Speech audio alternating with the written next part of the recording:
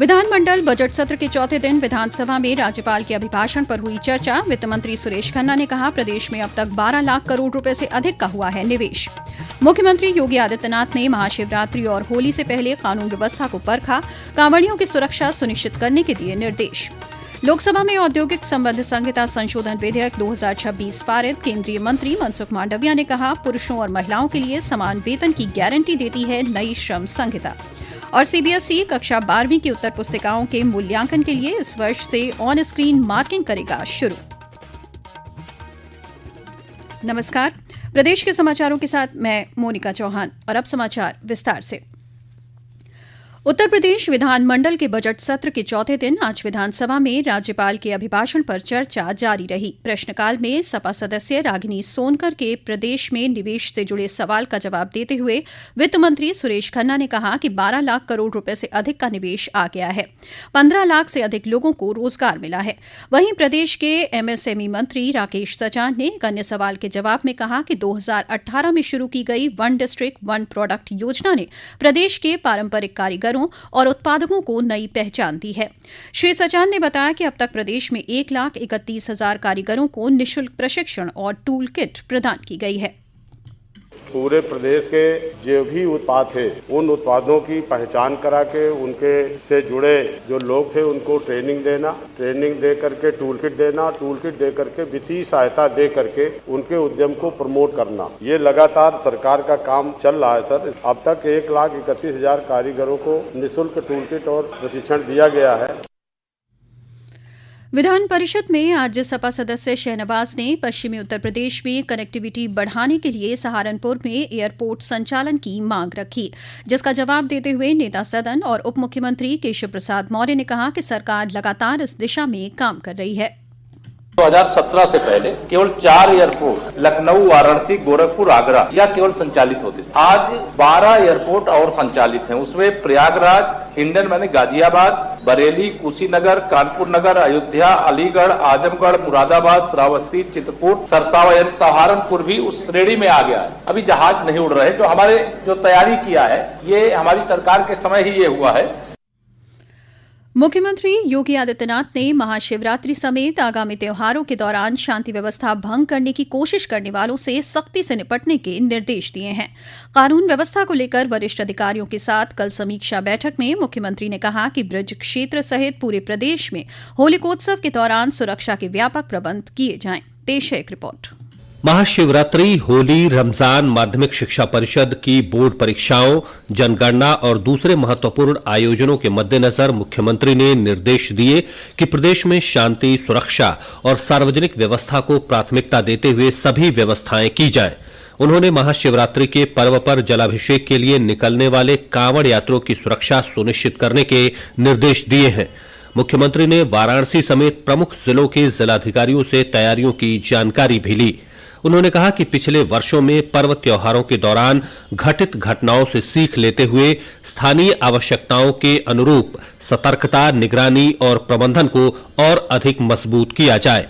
आकाशवाणी समाचार कक्ष से राघवेंद्र त्रिपाठी। महाशिवरात्रि को लेकर बाराबंकी स्थित लोधेश्वर महादेव मंदिर पहुंचने वाले कांवड़ियों की संख्या लगातार बढ़ रही है, जिसे देखते हुए जिला प्रशासन ने खास इंतजाम किए हैं। पेश है एक रिपोर्ट। लोधेश्वर महादेव मंदिर पर हर साल लाखों की संख्या में कांवरिये जलाभिषेक के साथ पूजन अर्चन दर्शन करते हैं। इस बार भी बड़ी संख्या में कांवरिये यहां पहुंच रहे हैं, जिसको देखते हुए प्रशासन ने तैयारियां पूर्ण कर ली हैं। जिलाधिकारी शशांक त्रिपाठी ने अधिकारियों को निर्देश दिया है कि वे अपने सेक्टर में भीड़ प्रबंधन, बैरिकेटिंग, यातायात डायवर्जन, पार्किंग व्यवस्था, पेयजल, स्वच्छता, प्रकाश व्यवस्था और स्वास्थ्य सुविधाओं की प्रभावी मॉनिटरिंग सुनिश्चित करें। हाईवे पर कांवरियों की बढ़ती संख्या को देखते हुए जिला प्रशासन द्वारा गोंडा लखनऊ राजमार्ग पर डायवर्जन किया गया है और सड़क पर केवल कांवरियों को ही चलने की अनुमति दी गई है। परवेज अहमद, आकाशवाणी समाचार, बाराबंकी। हापुड़ की तीर्थ नगरी गढ़मुक्तेश्वर ब्रिज घाट में गंगा जल लेने के लिए भी कांवड़िये पहुंचने लगे हैं। जिलाधिकारी अभिषेक पांडे ने कहा कि श्रद्धालुओं की सुविधा के लिए जिला प्रशासन ने सभी तैयारियां पूरी कर ली हैं। हमारे यहाँ पर बहुत बड़ी संख्या में ब्रजघाट पे 14 तारीख से लोगों का आगमन शुरू हो जाएगा। कुछ कांवड़ी अभी भी आ रहे हैं। कांवड़ियों के आगमन को सुगम बनाने के लिए जितनी भी सड़कें थी जिसमें पैचवर्क की आवश्यकता थी वो काम कर लिया गया है। जहाँ पे भी प्रकाश व्यवस्था की कमी थी वहाँ पे भी प्रकाश की व्यवस्था कराकर विशेष तौर पे ब्रजघाट पर बैरिकेडिंग, जेटी की व्यवस्था कराई गई है और महिला श्रद्धालुओं की सुरक्षा के लिए पर्याप्त व्यवस्था हो, पुलिस व्यवस्था चाक चौबंद हो, इसके विषय में भी तैयारियां कर ली गई हैं। ये समाचार आप आकाशवाणी लखनऊ से सुन रहे हैं। ताज़ा समाचार जानने के लिए आप हमारी वेबसाइट newsonair.gov.in पर लॉग इन कर सकते हैं। इसके साथ ही आप प्रादेशिक समाचारों का ये बुलेटिन हमारी YouTube channel news on AIR Lucknow पर भी सुन सकते हैं। लोकसभा में आज औद्योगिक संबंध संहिता संशोधन विधेयक 2026 पारित कर दिया। यह विधेयक औद्योगिक संबंध संहिता 2020 में संशोधन करता है। इस दौरान लोकसभा में चर्चा का उत्तर देते हुए केंद्रीय श्रम और रोजगार मंत्री मनसुख मांडविया ने कहा कि 17 राष्ट्रीय श्रम संगठनों ने कहा है कि श्रम संहिता श्रमिकों के हित में लागू की गई है। उन्होंने बताया कि संहिता पुरुषों और महिलाओं के लिए समान वेतन की गारंटी देती है और श्रमिकों का समय पर वेतन भुगतान सुनिश्चित करती है। मिनिमम वेज तो सरकार सेंट्रल गवर्नमेंट एक एडवाइजरी के रूप में तय करती थी। आज तक सभी स्टेट को लागू करना नहीं करना ये उनके ऊपर डिपेंड था। ये लेबर कोड में हमने सुनिश्चित करा है, हम फ्लोर वेज लाएंगे स्टैट्यूटरी बैकिंग के साथ। कोई भी स्टेट उसके नीचे वेज नहीं देंगे। केंद्रीय राज्य मंत्री जयंत चौधरी ने अमरोहा में आज पत्रकारों को संबोधित करते हुए केंद्रीय बजट 2026-27 को अत्यंत लाभकारी बताया। उन्होंने कहा कि ये बजट जन केंद्रित विकास के माध्यम से विकसित भारत की मजबूत नींव रखता है। आज की देश की आवश्यकता है और भविष्य में विकसित भारत के लिए सभी पहलुओं को विचार करते हुए इंक्लूसिव रिफॉर्म एजेंडा के साथ एक पॉजिटिव बजट उन्होंने पेश किया है। मैं सबसे पहले उनको धन्यवाद देता हूं और इसमें सब में लीडरशिप प्रधानमंत्री श्री नरेंद्र मोदी जी की दिखाई देती है। उत्तर प्रदेश के बजट 2026-27 में पर्यटन विकास पर सरकार ने विशेष ध्यान दिया है। मुख्यमंत्री पर्यटन स्थल विकास योजना के लिए 500 करोड़ रुपए प्रस्तावित किए गए हैं। श्री नैमिषारण्य धाम तीर्थ विकास परिषद द्वारा नैमिषारण्य क्षेत्र में पर्यटन अवस्थापना विकास के लिए 100 करोड़ और विंध्यवासिनी देवी धाम और वाराणसी में पर्यटक सुविधाओं के विकास के लिए भी 100 करोड़ का प्रावधान किया गया है। वहीं अयोध्या में पर्यटन अवस्थापना विकास के लिए 150 करोड़ प्रस्तावित किए गए हैं, जिससे यहां के साधु संतों में प्रसन्नता है। राम वल्लभा कुंज मंदिर के महंत राजकुमार दास ने कहा कि बजट में अयोध्या का विशेष ध्यान रखा गया है।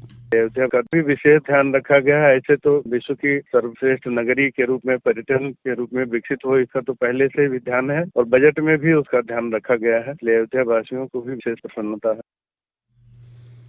केंद्रीय माध्यमिक शिक्षा बोर्ड CBSE इस वर्ष से कक्षा 12 की उत्तर पुस्तिकाओं के मूल्यांकन के लिए ऑन स्क्रीन मार्किंग लागू करेगा। हालांकि कक्षा 10 की उत्तर पुस्तिकाओं का मूल्यांकन पहले की तरह भौतिक रूप से किया जाएगा। CBSE परीक्षा नियंत्रक संयम भरद्वाज ने बताया कि बोर्ड ने दक्षता और पारदर्शिता बढ़ाने के लिए इस वर्ष की परीक्षा से कक्षा 12 की उत्तर पुस्तिकाओं के मूल्यांकन के लिए ऑन स्क्रीन मार्किंग शुरू करने का निर्णय लिया है। बोर्ड ने इस वर्ष से कक्षा 10 की द्वितीय बोर्ड परीक्षा आयोजित करने की घोषणा की है। हज 2026 की यात्रा पर जाने वाले लखनऊ जिले के चयनित हज यात्रियों की मेडिकल स्क्रीनिंग और टीकाकरण की प्रक्रिया आज से शुरू हो गई, जो 17 फरवरी तक चलेगी। मेडिकल स्क्रीनिंग सुबह 8 बजे से दोपहर 2 बजे तक, जबकि टीकाकरण सुबह 10 बजे से शाम 4 बजे तक चलेगा। ICC पुरुष T20 क्रिकेट विश्व कप में आज दिल्ली के अरुण जेटली स्टेडियम में भारत और नामीबिया के बीच मुकाबला खेला जा रहा है। नामीबिया ने टॉस जीतकर पहले गेंदबाजी का फैसला किया है। और अब अंत में मुख्य समाचार एक बार फिर। विधानमंडल बजट सत्र के चौथे दिन विधानसभा में राज्यपाल के अभिभाषण पर हुई चर्चा। वित्त मंत्री सुरेश खन्ना ने कहा, प्रदेश में अब तक 12 लाख करोड़ रुपए से अधिक का हुआ है निवेश। मुख्यमंत्री योगी आदित्यनाथ ने महाशिवरात्रि और होली से पहले कानून व्यवस्था को परखा, कांवड़ियों की सुरक्षा सुनिश्चित करने के दिए निर्देश। लोकसभा में औद्योगिक संबंध संहिता संशोधन विधेयक 2026 पारित। केंद्रीय मंत्री मनसुख मांडविया ने कहा, पुरुषों और महिलाओं के लिए समान वेतन की गारंटी देती है नई श्रम संहिता।